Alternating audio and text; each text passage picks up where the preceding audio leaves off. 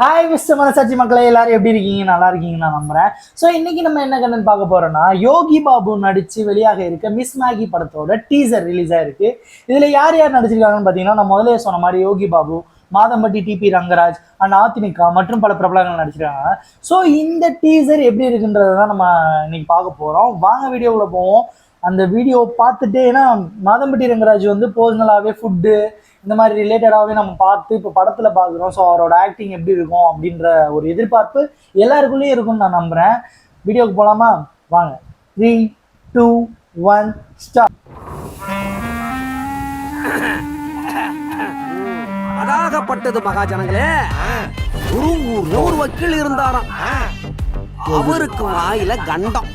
உனக்கு ஏன் போய் சொன்னா விக்கல் வருது? ஓட்டுல தண்டம்.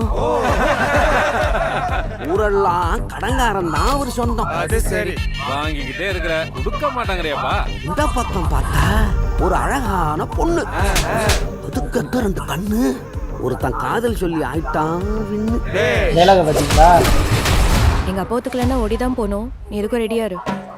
எங்கடா போற? நான் மட்டும் தனியா ஓடி போறேன். நேரா அவங்க அம்மா அப்பா கிட்ட போய் நின்னு கேட்டான் பொண்ணு. பெரிய குடும்பம், நீங்களே சொந்தமா தொழில் பண்றீங்க, எல்லாம் சரிதான். ஆனா இந்த இடத்துல தான் பண்ணு. என் பொண்ணை யாருக்கு கொடுக்கணும்னு நான் ஏற்கனவே முடிவு பண்ணிட்டேன். வீடியோவோட பின்னாடி ஒரு டைலாக் தான். இல்லனா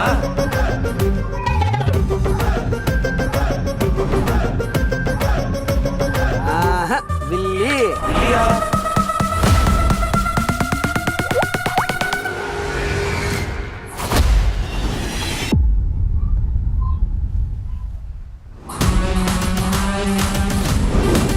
யோகி பாபு லேடி கெட்டப்ங்க.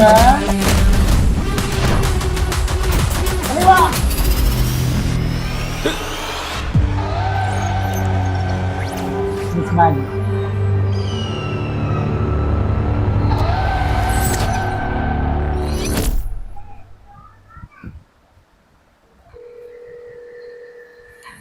டீசர் எப்படி இருந்துச்சுன்னு கேட்டிங்கன்னா சிம்பிளாக தான் இருந்துச்சு. இதில் என்னோட புரிதல் என்னன்னா, யோகி பாபு வந்து அட்வொகேட்டாக இருக்காரு. ஸோ அந்த சமயம் வந்து அவருக்கு நிறைய கடன் பிரச்சனை இருக்க மாதிரியும், அவர் ஒரு மாதிரி லேசினஸாக இருக்க மாதிரியும் காட்டுறாங்க. அந்த மாதிரி தான் வீடியோஸ் போயிட்டுருக்கு. இதுக்கிடையில நம்ம மாதம்பட்டி ரங்கராஜ் வராரு.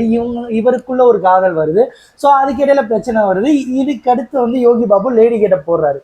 ஸோ இதெல்லாம் வச்சு பார்க்கும்போது நார்மலாக ஒரு லவ் நடக்கிற மாதிரியும், அதுக்கிடையில பிரச்சனை வர மாதிரியும், அதை சமாளிக்கிறதுக்கு பல வழிகளை வந்து நம்ம கையாளலாம். ஸோ அந்த மாதிரி தான் இந்த மூவி இருக்குன்ற ஒரு கணிப்பு. ஆனால் என்னோட அசம்ஷனில் தான் நான் சொல்கிறேன். கன்ஃபார்ம்லாம் பண்ணிடாதீங்க. நானே ஏதோ பொழுதுபோக்கு பண்ணுறீங்க, உலகத்து போயிடாதீங்க வேலைக்கு.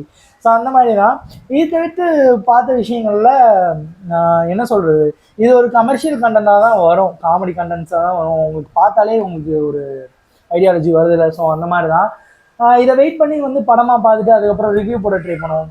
அது வரைக்கும் உங்களிடமிருந்து விடைபெறும் நான் உங்கள் மிஸ்டர் மனசாட்சி. முடிச்சிட்டீங்களா?